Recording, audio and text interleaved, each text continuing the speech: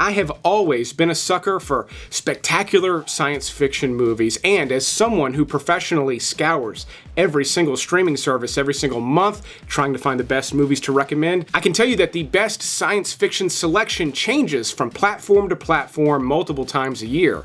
Currently, Netflix and Tubi both suck when it comes to sci-fi, but surprisingly, YouTube does not. So in this video, I'm going to be recommending 20 rock-solid sci-fi flicks you can catch for free right here on YouTube. And these are not pirated or illegal uploads. No, these are YouTube's official free movie listings, and they're available for a limited time. And after years of recommending free movies on YouTube almost every single month, I can tell you I have never seen a sci-fi lineup even close to one as good as this. I'm telling you, this list is loaded with a bunch of hidden gem sci-fi movies you've probably never seen or heard of. I can't wait to recommend to you, as well as some of the best science fiction movies in recent memory and a few of the absolute best of all time.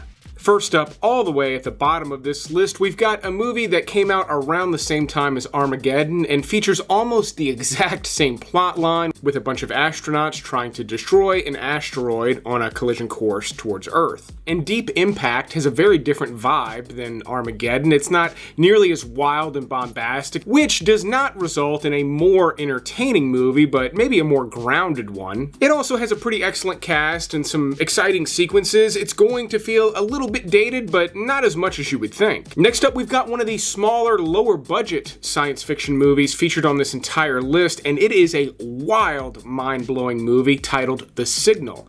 Now, I will say, this is a fairly slow-paced sci-fi movie. It takes quite a while for you to figure out what's going on, but that's half the fun with The Signal. The plot involves a resourceful young man who tracks down this mysterious signal, and when he finds it, things don't go well. He actually blacks out, wakes up in some sort of facility with these new legs. Now that's pretty early on in the movie, and then the whole thing just becomes this wild mystery as he's trying to figure out what's happening, why is he here, where is he? While it is interesting, you will need to be patient through most of the ride, but ultimately when you get towards the end of The Signal, the juice is worth the squeeze. Can you recall for me the first time you encountered the signal? The what? Scarlett Johansson makes the list with a really slick little movie she did that admittedly kind of underdelivered when it released, but I still recommend Lucy. I say underdelivered, or maybe I should say Lucy overpromises through the course of the movie and then ultimately underdelivers, but that's not completely a bad thing. It overpromises because it sets up so much wild stuff, and it's so incredibly slick and stylish for most of the runtime. She plays this woman who accidentally ingests this new cutting-edge chemical that causes her to become a super genius, but not just like a brilliant person. Like, her brain power exceeds that of a human pretty quickly in this movie, making it just a really cool, visually stunning science fiction movie that, again, ultimately just did not do enough for me considering how much just awesomeness there is in the front half of this movie. Hey! You speak English? No. You speak English? Yes. Take me to the hospital now.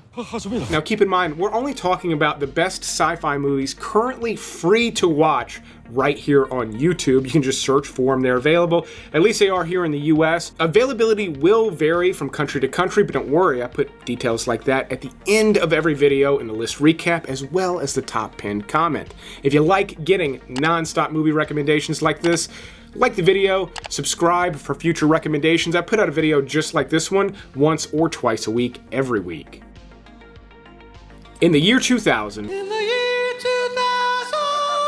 Val Kilmer, Carrie-Anne Moss, and Tom Sizemore took a trip to Mars in the movie Red Planet, a criminally underrated science fiction movie. In fact, this first-time director went on to never direct a movie again, and I'm not sure why. I mean, in no way is Red Planet a masterpiece, but for the year 2000, this was an awesome science fiction movie. In fact, the movie's got a little bit of style to it. It's not playing things straightforward the way something like The Martian did. It doesn't feel totally realistic, and I didn't mind that. I like the kind of future forward style that this movie has. But as soon as they get to Mars, they realize they're in huge trouble. The mission is basically aborted, and it becomes a very different type of movie. And it's loaded with additional science fiction stuff. I mean, the fact that they're going to Mars is like the least science fiction-y part of this movie. There's this really cool droid that crawls around like a panther. It goes AWOL, starts hunting them down, and there's something else happening on the surface of Mars they don't know about that's pretty lethal as well. A lot of cool stuff going on in this movie. Again, this one does feel dated just like Deep Impact, but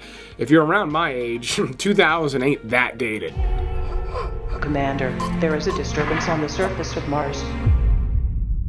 God help us. Something that's not dated are my brand new shirt designs. This have a Yippee-Ki-Yay Christmas design is easily the best seller of the year. Last year, it was this St. Nicholas shirt, which you can get with a design on the front or the back. But we don't just have Christmas-appropriate shirts. We've got a bunch of t-shirt designs all based on my favorite movies, and a bunch of the best sellers come in designs on the front or the back, depending on which style you prefer. The shirts are ridiculously soft. I mean, they hold up to countless washes, and the black shirts stay black. They do not get a faded look to them at all. I love wearing them. They're incredibly soft. They make a great gift for you or a movie lover that you happen to know. And if you're watching this video as soon as I post it, there's still time to get shirts from me in time for Christmas. We've also got some brand new hat designs over there I haven't announced yet. So go check it out at darrenvandam.com/shop or use this QR code. It's a great way to help support the show while also either giving a gift or, supporting the movies that you love. Now, next up on the list, we've got one from the Wachowskis that I will admit is not a good movie. That's not why I'm recommending it. If anything, Speed Racer is a bit of a mess, but my goodness is this movie a visual stunner. Now, I had a blast watching it with my kids because it's kind of like a live-action cartoon in a way no other movie is. There are plenty of other movies that try to do something like this, but this thing is wild, bombastic, and has a pretty cool cast. You've got Emile Hirsch, Christina Ricci, John Goodman. So a fun watch with the kids that, again, is not a rock-solid movie, but it's a lot of fun and well worth putting on considering it's free on YouTube right now.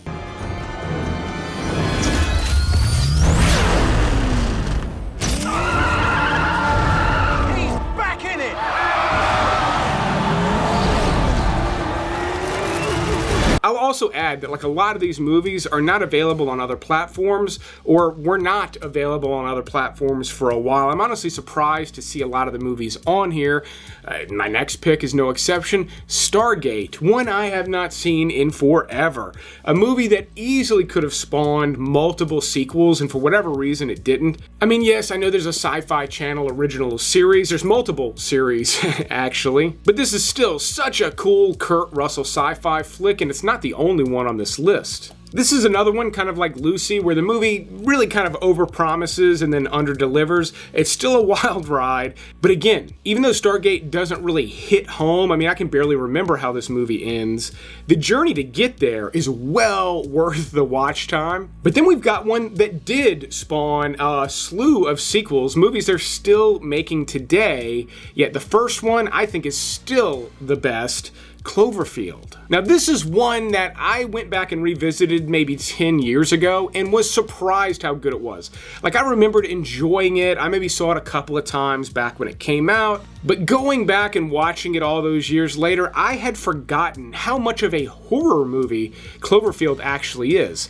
Now, it's not horrifying all the way throughout, and it is PG-13, so it's a soft horror movie, but it is frightening, and there are a bunch of really well-crafted sequences, especially considering this is just a found footage movie. It's one of the better, bigger budget found footage movies ever made. So if you're not just completely fried on the found footage genre, go revisit this one. It's more fun than you remember, I promise you. Another one that's more fun than you remember, but is really just for watching with young kids, in my opinion, is Ethan Hawke's first movie, Explorers. This came out smack dab in the middle of the 80s, and it is quintessential 80s kids movies, like Stranger Things with a very soft edge to it. Ethan Hawke is obsessed with 1950s movies about aliens, and he has these reoccurring dreams about blueprints for a spaceship.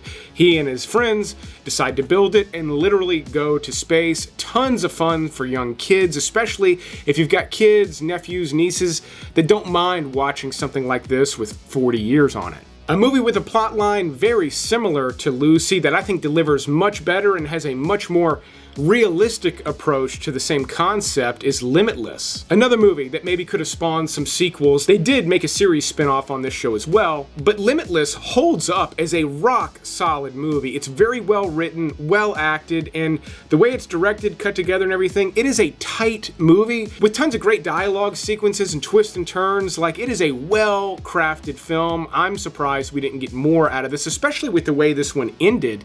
It seems like they were really teeing up for a pretty cool sequel. As it stands though, Limitless is way more rewatchable than I even really care to admit. Like, it is that good.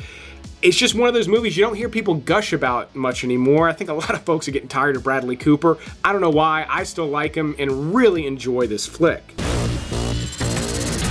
I was blind, but now I see.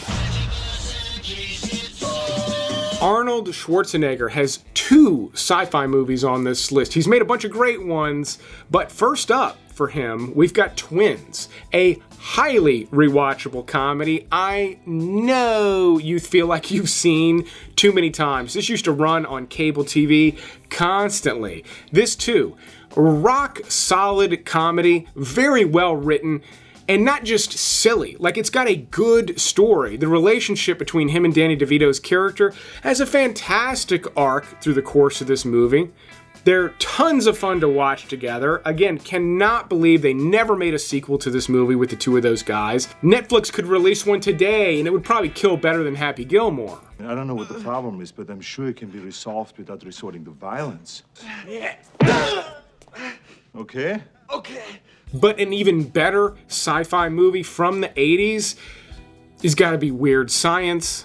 I mean, the concept alone of these geeks making this full-blown babe in their bedroom is funny enough. But the movie itself is this silly, fun, wild 1980s comedy. There was something about comedies from the 1980s. We've completely abandoned that type of humor, maybe with the exception of the new Naked Gun. But this too, released smack dab in the middle of the 1980s, and it feels like it in the best way possible. That said, we've got another throwback movie on this list, but it is one of the best 1950s alien movies, War of the Worlds.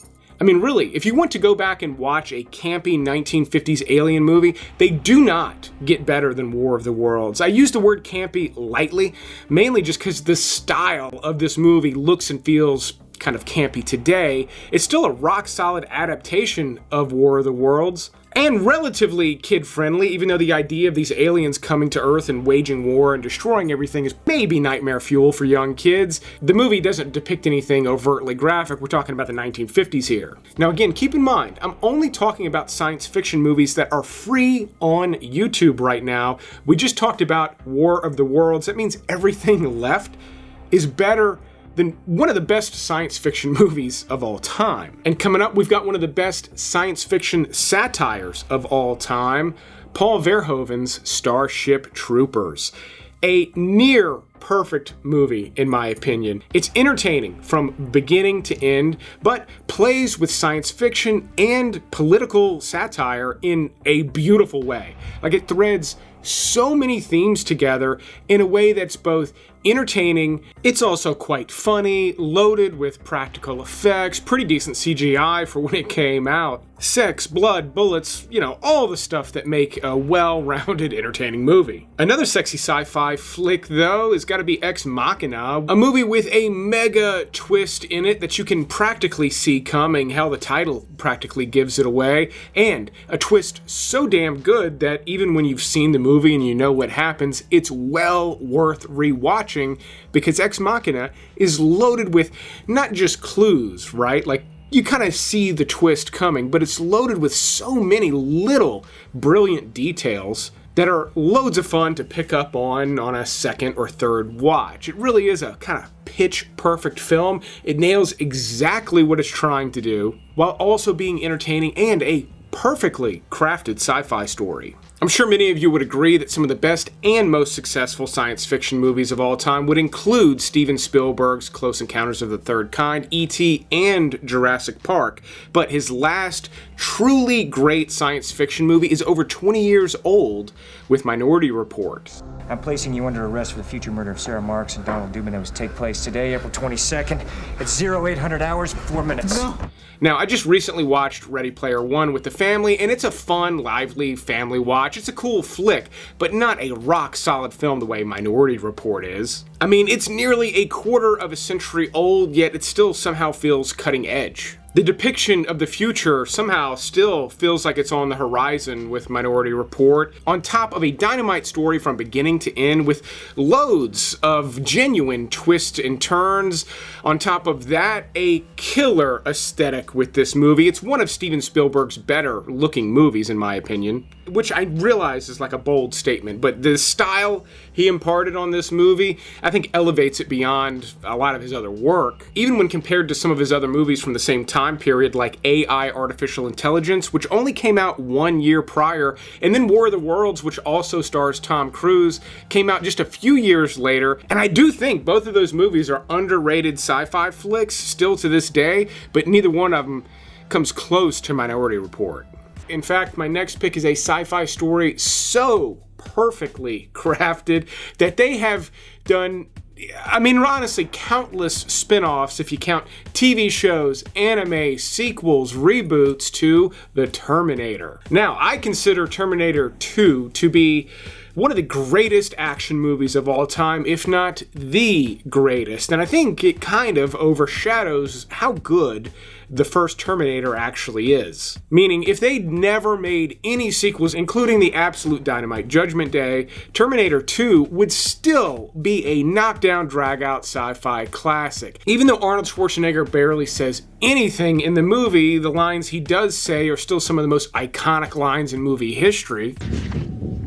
I'll be back. In fact, 3 of my top 4 movies all come from the 1980s, and it's not just because I have an affinity for 80s movies, it's legitimately because these are some of the best sci-fi films of all time. Next up being one of John Carpenter's best horror movies of all time, which is really saying something. I mean, the guy has done some of the greatest horror movies of all time. My personal favorite goes to The Thing. Now, some people would say Halloween is their favorite, and while that movie's obviously very influential, more so in the horror genre than The Thing was, The Thing holds up as a highly rewatchable sci-fi thriller, again, loaded with not just good practical effects, but cutting-edge practical effects that paved the way for movie makeup and horror movie effects from that point on. I mean, this movie practically changed the face of horror, on top of it being a legitimately solid film with an incredible story, incredibly well directed by John Carpenter. I really think it's maybe his greatest achievement as a filmmaker, and maybe because it's not just a bloody gore fest of a scary movie. It's actually got something pretty intelligent going on under the surface, so to speak. And then that ending, like one of the best yet also like most subtle movie endings ever.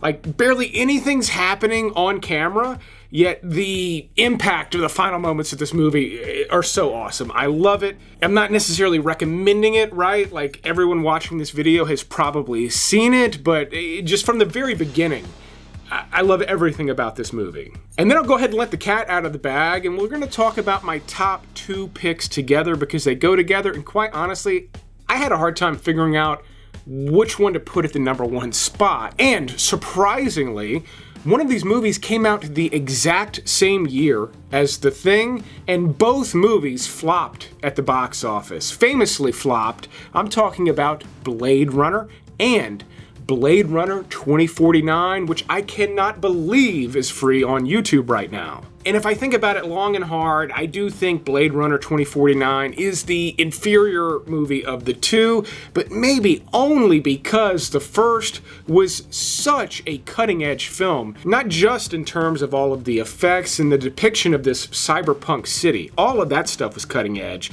but also the way Ridley Scott told this story was cutting edge, and they have the final cut. So Blade Runner 2049, as awesome as it is, and it really is, I mean, not only is it a visual stunner, but a lot of what you're seeing is really in camera. They filmed this like an old movie. I mean, yeah, there's a lot of digital effects in there as well, but it looks flawless. Every bit of this movie looks flawless. And even though everyone went nuts for Denis Villeneuve's Dune and Dune Part 2, I still think Blade Runner 2049 is a superior sci-fi film to those two movies, and I loved what he did with Dune, making Blade Runner 2049 one of my absolute favorite flicks released in the 21st century so far.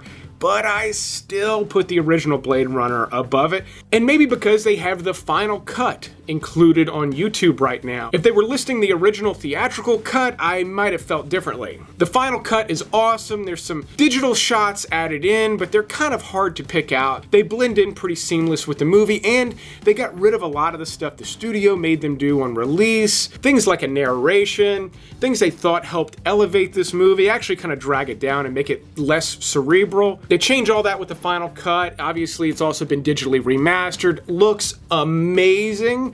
These two movies, I mean, you cannot really do better in terms of sci-fi or really any films on a free streaming service right now, much less Netflix or any paid streaming service. So I hope you found something awesome to watch here on YouTube. Here's a recap of the list, along with other streaming services currently hosting these same titles, not just here in the US, but other places around the world, because a lot of these titles will not be free on YouTube in other countries right now. If you like this video, leave it a like. It does help other people find my channel. Don't forget to check out the t-shirt shop over at darrenvandam.com/shop, but I'll keep making these videos as long as y'all keep watching them. Thanks for watching this sci-fi episode, and you will see me on the next one.